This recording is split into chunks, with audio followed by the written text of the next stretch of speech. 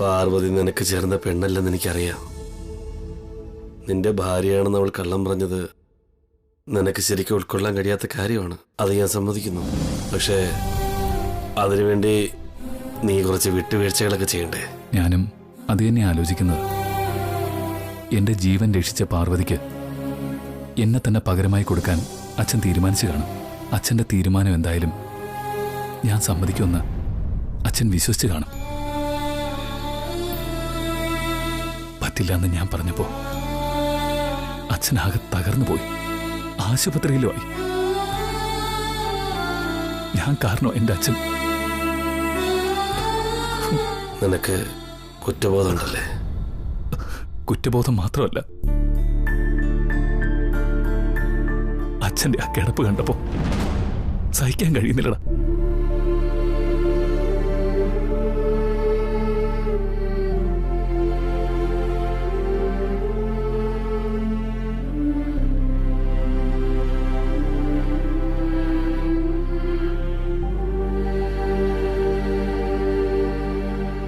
അച്ഛാ,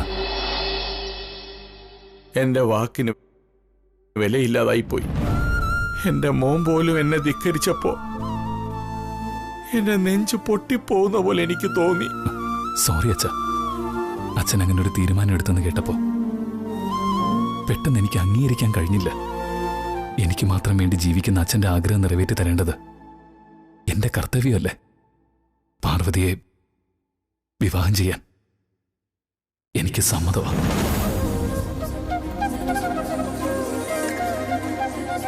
സത്യമാണോ മോൻ പറഞ്ഞത്?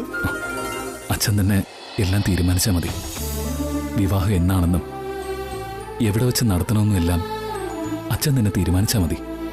അച്ഛൻ എന്ത് തീരുമാനിച്ചാലും എനിക്ക് സമ്മതമാണ്. ഓ, എനിക്കിപ്പോ സമാധാനമായി. എന്റെ എല്ലാ അസുഖവും മാറി. ഇനി ഞാനും നിന്നോട് കിടക്കണം. അച്ഛൻ എന്തായി കാണിക്കുന്നേ? എടാ, എനിക്കിനി ഒന്നും സംഭവിക്കില്ല. എന്റെ മനസ്സ് മനസ്സിലാക്കുന്ന നീ കൂടെ ഉള്ളപ്പോ ഒരസുഖത്തിനും എന്നെ തോൽപ്പിക്കാൻ കഴിയില്ല.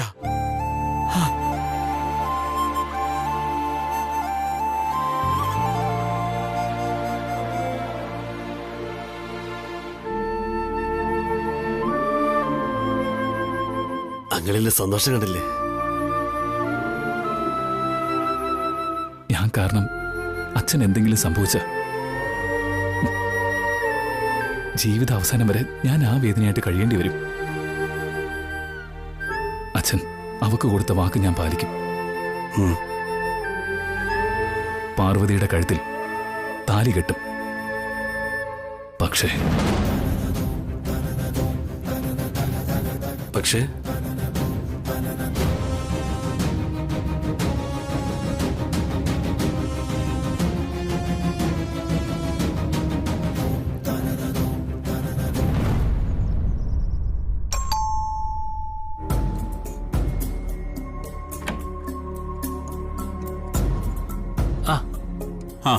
വക്കീലോ?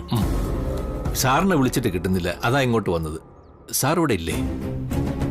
വക്കീലിന്റെ മുമ്പിൽ നിൽക്കുന്ന ഞാനൊരു സാറല്ലേ? പിന്നെ വിനയ് സാറുണ്ട്, വിപിൻ സാറുണ്ട്. ഇതിലേത് സാറിനെ വക്കീലിന് വേണ്ടത്?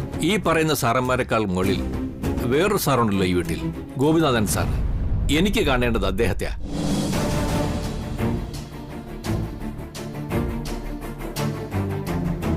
വാളെടുക്കുന്നവരെല്ലാം വെളിച്ചപ്പാടാവുന്ന കാലല്ലേ വക്കീലെ?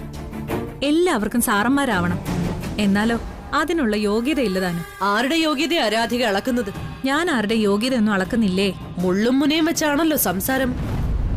ഞാൻ ഈ ഫയല് ഗോപിനാഥൻ സാറിനെ ഏൽപ്പിക്കാൻ വേണ്ടി വന്നതാ. ആരെങ്കിലും അദ്ദേഹത്തെ ഒന്ന് വിളിക്കാമോ? എനിക്ക് കുറച്ച് തിരക്കുണ്ട്. ഈ ഫയൽ എന്താ വക്കീലെ? അദ്ദേഹത്തിന്റെ സ്വത്തുവകൾ സംബന്ധിച്ച ഡോക്യുമെന്റ്സ്. ഇങ്ങ് തന്നേക്ക് വക്കീലെ. അദ്ദേഹം വരുമ്പോ ഞാൻ കൊടുത്തേക്കാം. അത് പറ്റില്ല. ഞാൻ അദ്ദേഹത്തിന്റെ ഭാര്യ വക്കീലെ. ഭാര്യയല്ല, മക്കളല്ല, ഇനി പെറ്റമ്മ തന്നെ ഒന്ന് ചോദിച്ചാലും അദ്ദേഹത്തിന്റെ കയ്യിലല്ലാതെ ഞാനിത് കൊടുക്കില്ല. കൊടുക്കാൻ പാടില്ല. അങ്ങനെയാണ് വക്കീൽ പോയിട്ട് അദ്ദേഹം ഉള്ളപ്പോ ഞാൻ വന്നിരുന്നു എന്ന് പറയണേ. വക്കീലെ, ഇരിക്കു വക്കീലെ. ഒരു കപ്പ് ചായയൊക്കെ കുടിച്ചിട്ട് പോവാ. വിനയ്, ഗാർഗിയോട് ഒരു കപ്പ് ചായ എടുക്കാൻ പറയും. അയ്യോ വേണ്ടായി, ടൈം ഇല്ലാത്തോണ്ട്. ഈ ഫയല് എന്റെ കയ്യിൽ ഏൽപ്പിക്കാൻ പറ്റിയില്ലെങ്കിൽ വേണ്ട. ഇതിൽ എന്തൊക്കെ ഡോക്യുമെന്റ്സാ ഉള്ളതെന്ന് ഒന്ന് പറയാൻ പറ്റില്ലേ? സോറി, കോൺഫിഡൻഷ്യലാ.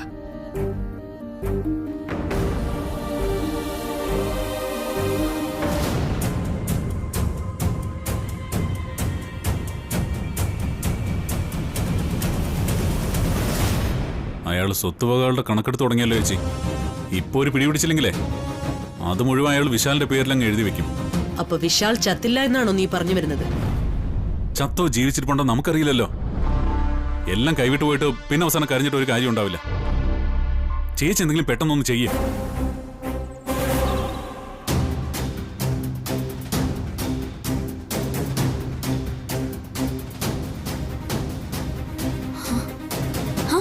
പല്ലവി, കാശുകാരന്റെ പ്രിയതമയാവാൻ പോകുന്ന എന്റെ ചേച്ചിയെ ഞാൻ ശരിക്കൊന്ന് കാണട്ടെ. നിന്റെ കുട്ടികളെ എപ്പോഴാ മാറുക? അല്ല, നീ എപ്പോഴാ എത്തിയത്? അമ്മയും വന്നിട്ടുണ്ടോ? അമ്മ മാത്രല്ല, മണിക്കുട്ടനും വന്നിട്ടുണ്ട്. ആഹാ. നീ നിന്റെ വരുംകാല അമ്മായിയപ്പനെ നോക്കാൻ ആശുപത്രിയിലാണെന്ന് മുത്തശ്ശനാ പറഞ്ഞത്. ആശുപത്രിയിലേക്ക് എന്റെ കൂടെ വരാൻ പറ്റുമോന്ന് ചോദിച്ചപ്പോ മണിക്കുട്ടന്റെ ഒരു ഗമ കാണണം. ഞാൻ ചേച്ചിയെ പിടിച്ച് വിഴുങ്ങാൻ പോകുന്നത് പോലെയാ ആ ജന്തുവിന്റെ സംസാരം. മണിക്കുട്ടന്റെ സ്വഭാവം നിനക്കറിയാന്നല്ലേ? താഴ്ന്നു കൊടുത്താ തലേക്കറി ഇരിക്കുന്നതാ അവന്റെ സ്വഭാവം.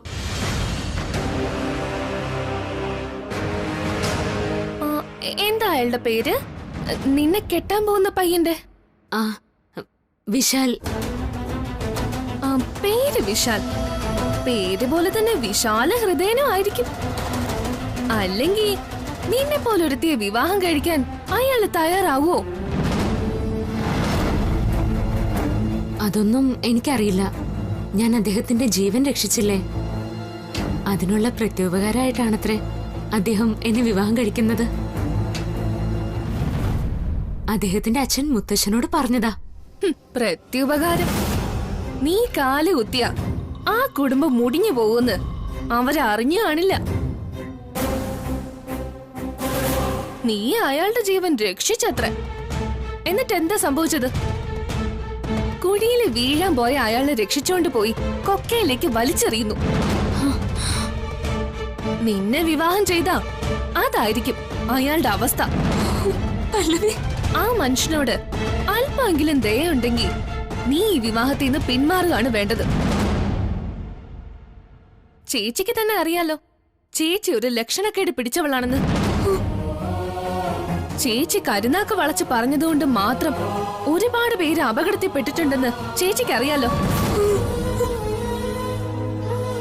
ഇതൊന്നും അറിയാതെയായിരിക്കും അയാൾ നിന്നെ വിവാഹം കഴിക്കാൻ തീരുമാനിച്ചത്. നീ കാല് കുത്തിയ അവിടെ മുടിഞ്ഞു പോകുന്നറിഞ്ഞ ആ നിമിഷം അയാള് നിന്നെ കളഞ്ഞിട്ട് ഓടും. അങ്ങനെ സംഭവിക്കുന്നതിന് മുൻപ് നിന്നെ കുറിച്ചുള്ള എല്ലാ സത്യവും അയാളോട് തുറന്നു പറഞ്ഞ് ഈ വിവാഹത്തിൽ നിന്ന് പിന്മാറു ചേച്ചി. ഇല്ലെങ്കിൽ ഞാൻ പറഞ്ഞ അവസ്ഥ തന്നെ ആയിരിക്കും അയാളുടേത്. കുഴിയിൽ നിന്ന് രക്ഷപ്പെട്ട് കൊക്കയിലേക്ക്.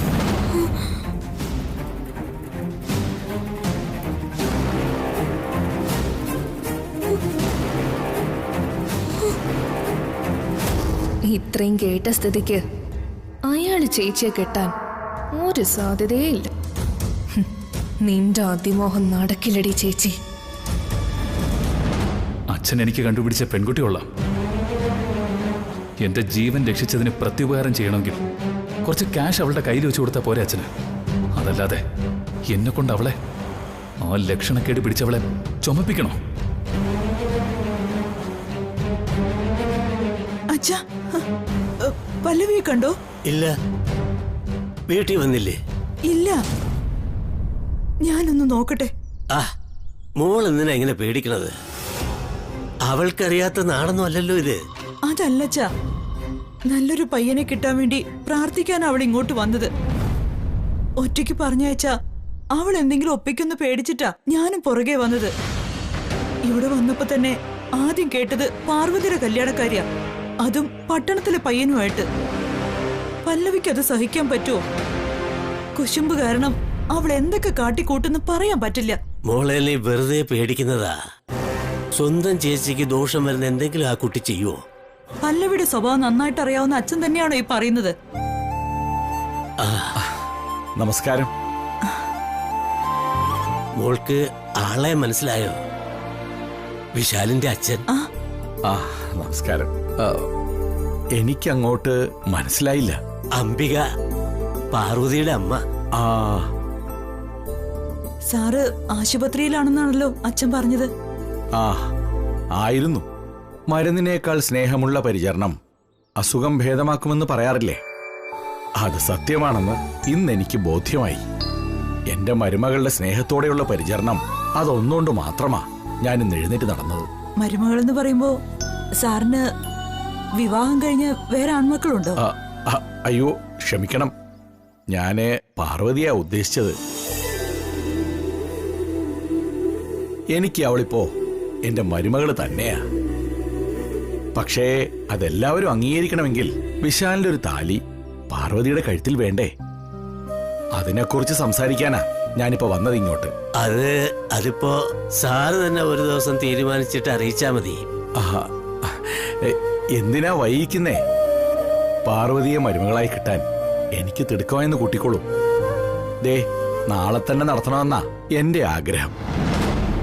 നാളെയോ? അതെ.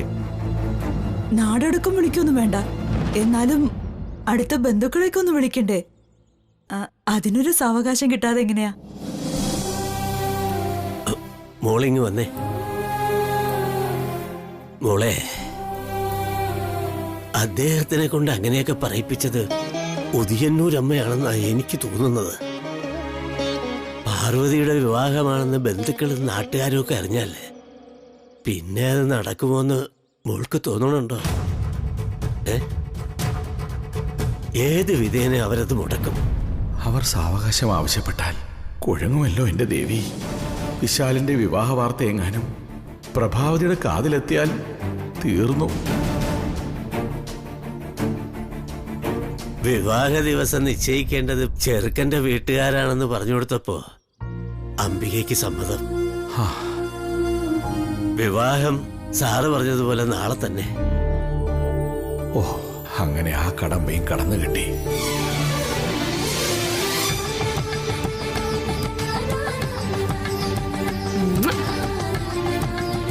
ഞാൻ പറഞ്ഞത് സത്യായില്ലേ പാറുട്ടി? അയാളുടെ ഭാര്യയാണെന്ന് ആശുപത്രി പറഞ്ഞത് സത്യമായിട്ട് മാറിയില്ലേ? ഇങ്ങനെയൊക്കെ വന്ന് ഭവിക്കുമെന്ന് എനിക്ക് അപ്പോഴേ അറിയായിരുന്നു. നാളെയാ വിവാഹം. ശുഭകാര്യങ്ങളെല്ലാം എടുപിടിയത് നടക്കണം. എനിക്ക് ഒരു പരിഭവം പരാതിയും ഒന്നുമില്ല മുത്തശ്ശ. കല്യാണ പെണ്ണായ തലേന്ന് എണ്ണയും താളിയും ഒക്കെ തേച്ച് കുളിക്കണം. ദേ, മുത്തശ്ശി കാച്ചി വെച്ചിട്ടുണ്ട്. വാ വാ മോളെ.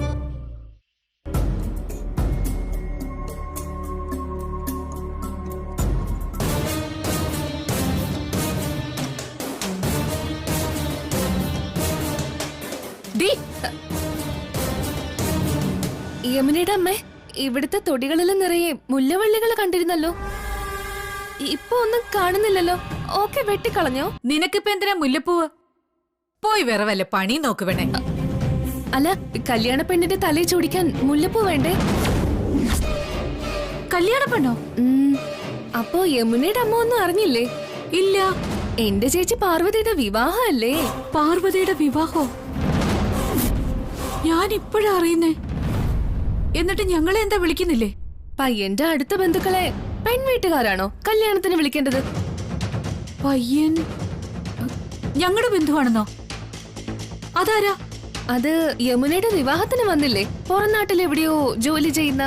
പുറം നാട്ടില് ജോലി ചെയ്യുന്ന വിശാലോ? അയാള് തന്നെ. നിങ്ങളിത് കേട്ടില്ലേ? വിശാല് പാർവതിയെ വിവാഹം ചെയ്യുന്നു. കേട്ടു. എനിക്ക് വിശ്വസിക്കാൻ കഴിയുന്നില്ല. ദേ, നീ വെറുതെ ഞങ്ങളുടെ കള്ളം പറയല്ലേ. ഇതങ്ങോട്ട് വിശ്വസിക്കാൻ ഞങ്ങൾക്ക് തോന്നില്ല. ഞാൻ പറഞ്ഞത് സത്യം. അങ്ങനെ വരാൻ വഴിയില്ല. ഇവള് വെറുതെ ഓരോന്ന് പറയുന്നതാ. വിവാഹം ഉറപ്പിക്കാൻ വിശാലിന്റെ വീട്ടിൽ നിന്ന് ആരൊക്കെയാ വന്നേ? ആളുടെ അച്ഛൻ വന്ന് എന്റെ മുത്തശ്ശനോട് സംസാരിച്ചു. മുത്തശ്ശൻ സമ്മതിച്ചു. തീയതി മുഹൂർത്തവും നിശ്ചയിക്കുകയും ചെയ്തു. പ്രഭാവതി വന്ന പെണ്ണിനെ കാണാതെ ഗോപിനാഥ് മാത്രം എല്ലാം അങ്ങ് നിശ്ചയിച്ചു എന്ന് വെച്ചാ എന്തോ കള്ളക്കളി നടന്നിട്ടുണ്ടെന്നാ എനിക്ക് തോന്നുന്നേ. ഗോപിനാഥന് പാർവതിയെ ബോധിച്ചിട്ടുണ്ടാവും. അയാളുടെ ഇഷ്ടത്തിന് പ്രഭാവതി സമ്മതിച്ചിട്ടുണ്ടാവും. അവിടെ ഇപ്പോ വിവാഹത്തിലുള്ള ഒരുക്കങ്ങൾ തകൃതിയായി നടക്കുകയായിരിക്കും. അതിന്റെ മേൽനോട്ടം പ്രഭാവതിക്കായിരിക്കും. അതിന് അവിടെ വെച്ചല്ലോ വിവാഹം. പിന്നെ ലക്ഷ്മിപുരത്ത് വെച്ചാ. ലക്ഷ്മിപുരത്തോ? ഞാൻ സംശയിച്ചതുപോലെ എന്തോ രഹസ്യമുണ്ട്. ഉമച്ചേച്ചിയുടെ തൊടികളില് മുല്ലപ്പൂ ഉണ്ടാവും. ഞാനേ അവിടെ പോയി നോക്കട്ടെ.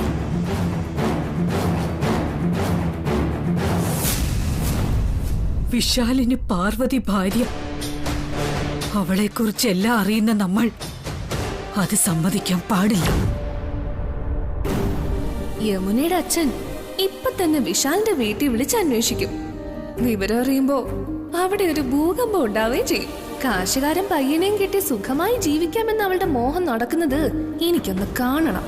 അപശകനം പിടിച്ചവള് ഈ പട്ടിക്കാട്ടി കിടന്ന് ഒതുങ്ങുകയുള്ളൂ.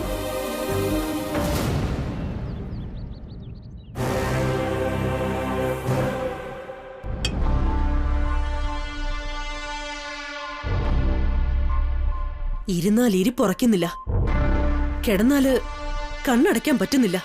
പേടിയാ മനസ്സ് നിറയെ. വിശാല് ചത്തുവെന്നറിഞ്ഞ കുറച്ച് മനസമാധാനം കിട്ടുമായിരുന്നു. ഇത് പക്ഷേ ഓരോന്നോർത്തോർത്ത്. നീ ഇങ്ങനെ വടി വിഴുങ്ങിയത് പോലെ ഇരിക്കാതെ എന്തെങ്കിലും ഒന്ന് പറയൂ പ്രതാപ. പറഞ്ഞില്ലേ, പറഞ്ഞു. ഞാൻ എത്ര തവണ പറഞ്ഞുകൊണ്ടിരിക്കുന്നേ. വിശാല് ചത്തോ ജീവിച്ചിട്ടുണ്ടോന്ന് അന്വേഷിക്കാൻ ആള് പോയിട്ടുണ്ടല്ലോ. അവന്റെ കാർ അപകടത്തിൽപ്പെട്ടു എന്നുള്ളത് ഉറപ്പാ. അതിന്റെ പേര് നമ്മളെ ആർക്കും സംശയവുമില്ല. ഉണ്ടെങ്കിൽ പോലീസ് വരേണ്ട സമയം കഴിഞ്ഞു. ഹലോ ഹലോ പ്രഭാവതി, ഇത് ഞാനാ ഭാരതി. ആ ഭാരതിയോ? കൊറേ ആയല്ലോ വിളിച്ചിട്ട്. അവിടെ എന്തൊക്കെയുണ്ട് വിശേഷങ്ങൾ? വിശേഷമെന്ന് പറയാൻ പ്രത്യേകിച്ചൊന്നുമില്ല. ഞാനേ വിശാലിന്റെ കാര്യം അറിയാനാ വിളിച്ചേ. എടാ ഭാരതിയാ, വിശാലിന്റെ കാര്യം അറിയാനാ വിളിച്ചോണ്ടിരിക്കുന്നത്. അവർക്ക് എന്തോ ന്യൂസ് കിട്ടിയിട്ടുണ്ട്. വിശാലിന്റെ വിവാഹം അവരെ പോലും അറിയിക്കാതെ ഗോപിനാഥ് രഹസ്യമായിട്ട് നടന്നതായിരിക്കും. വിശാൽ അപകടത്തിൽപ്പെട്ടത് അറിഞ്ഞിട്ടുണ്ടാവും. സംസാരിക്കേ, ഇല്ല അവർക്ക് സംശയം തോന്നും. ഇങ്ങിതാ ഞാൻ സംസാരിക്കാം. സംസാരിക്കേ. ഹലോ ഭാരതി, ഞാനേ യമുനയുടെ അച്ഛന്റെ കൈ ഫോൺ കൊടുക്കാവേ. പ്രഭാവതി, ഞാനാ രാജേന്ദ്രനാ. ആ രാജേന്ദ്രന്റെ ഒക്കെ ശബ്ദമൊക്കെ കേട്ടിട്ട് കുറച്ചായല്ലോ. അതല്ലേ ഞാനിപ്പോ വിളിച്ചത്. പ്രഭാവതി, വിശാലിന് വിവാഹം ഒന്നും നോക്കുന്നില്ലേ? അതെന്താ രാജേന്ദ്രൻ അങ്ങനെ ചോദിച്ചത്? വിദേശത്തൊക്കെ പഠിച്ച ആളല്ലേ. നമ്മുടെ നാട്ടിലെ രീതികളല്ലല്ലോ അവിടെ. വിശാലിനെ പെട്ടെന്ന് തളച്ചിലേക്ക് ഏതെങ്കിലും മദാമ ഒന്ന് കുത്തിക്കൊണ്ടു പോകുമെന്ന് ഭാരതി ഒരു സംശയം പറഞ്ഞു. വിശാലിനെ പറ്റിയ പഠിപ്പും പരിഷ്കാരമുള്ള പെൺകുട്ടികള് ഇവിടെയും കാണുമല്ലോ. ആലോചന എന്തെങ്കിലും നടക്കുന്നുണ്ടോ പ്രഭാവതി? 1-2 ബ്രോക്കർമാരോടൊക്കെ പറഞ്ഞിട്ടുണ്ട്. രാജേന്ദ്രനെ ഒന്ന് അന്വേഷിക്കേ. നല്ല കുട്ടിയായിരിക്കണം, പഠിപ്പും വേണം, അത്യാവശ്യം പരിഷ്കാരമുള്ള പെൺകുട്ടി തന്നെ ആയിക്കോട്ടെ. വിശാലിനും ബോധിക്കണമല്ലോ. ഞാനൊന്ന് അന്വേഷിക്കട്ടെ, എന്നിട്ട് ഞാൻ വിളിക്കാം. ശരി. വിശാലിനെ എങ്ങനെയെങ്കിലും ഒന്ന് അവസാനിപ്പിക്കാൻ വേണ്ടി നോക്കുമ്പോഴാണ് അയാളുടെ ഒരു പെണ്ണാലോചന. രാജേന്ദ്രൻ വിളിച്ചത് അതിനുവേണ്ടിയാണെന്ന് ചേച്ചിക്ക് തോന്നുന്നുണ്ടോ? നീ എന്താ അങ്ങനെ ചോദിച്ചത്? വിശാലിന്റെ കാര്യത്തിൽ സ്വന്തം അച്ഛനും വീട്ടുകാർക്കും ഇല്ലാത്ത ശുഷ്കാന്തി രാജേന്ദ്രന്. ചേച്ചിക്ക് ഒരു സംശയം തോന്നുന്നില്ലേ? നീ ഒന്ന് തെളിച്ചു പറയടാ. വിശാലിന്റെ മരണവാർത്ത അവരറിഞ്ഞു എന്നാണോ നീ പറഞ്ഞു വരുന്നത്? വാർത്ത എന്താണെന്നൊന്നും എനിക്കറിയില്ല. പക്ഷെ അവർക്ക് എന്തോ ഇൻഫർമേഷൻ കിട്ടിയിട്ടുണ്ട്, അതുറപ്പാ. അല്ലാതെ വിളിക്കില്ലേ ചേച്ചി? എടാ, നമുക്കൊന്ന് അവിടെ വരെ പോയാലോ? വിരുന്നുകാരെ പോലെ പോവാം. നേരിട്ട് പോയാ അവർക്ക് കിട്ടിയ ഇൻഫർമേഷൻ എന്തായാലും നമ്മളിൽ നിന്ന് മറച്ചു വെക്കാൻ അവർക്ക് കഴിയില്ല. എങ്കിൽ പിന്നെ അതാ നല്ലത്. ചേച്ചി റെഡിയാവും. ആ ശരി.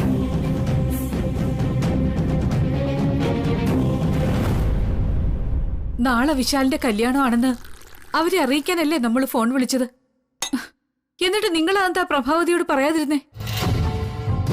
അവന് പെണ്ണന്വേഷിക്കുന്ന പ്രഭാവതിയോട് ലക്ഷണക്കേട് പിടിച്ച ഒരു പെൺകുട്ടിയുമായി നാളെ അവന്റെ വിവാഹമാണെന്ന് ഞാൻ എങ്ങനെ പറയും ഭാരതി? വിവാഹം ഒരു യോഗമല്ലേ, നടക്കുന്നെങ്കിൽ നടക്കട്ടെ. വിവാഹം ഒരു യോഗമൊക്കെ തന്നെയാ. പക്ഷെ വിശാലിന് പാർവതി, ആ വിവാഹം നടക്കാൻ പാടില്ല.